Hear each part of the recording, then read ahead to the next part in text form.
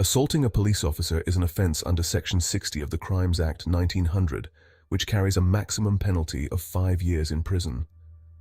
To establish the offence, the prosecution must prove beyond reasonable doubt that you assaulted, threw a missile at, stalked, harassed or intimidated a police officer.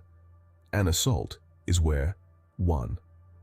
You caused the officer to fear immediate and unlawful violence, or you made unauthorized physical contact with the officer. 2. The officer did not consent. And 3. Your actions were intentional or reckless.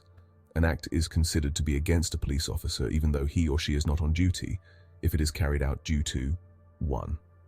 Actions by the officer while executing his or her duty, or 2. The fact he or she is a police officer.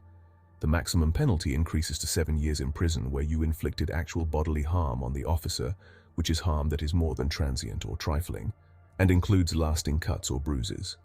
The maximum increases to 12 years in prison where you inflicted grievous bodily harm on the officer, which is very serious harm that includes but is not limited to 1. Any permanent or serious disfigurement. 2. The destruction of a fetus other than by a medical procedure. And 3. Any grievous bodily disease. Duress, necessity and self-defense are legal defenses to the charge.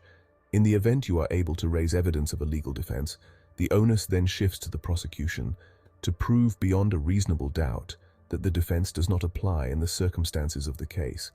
You are entitled to an acquittal if the prosecution is unable to do this. Going to court.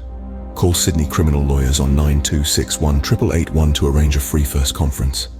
Watch our latest video here.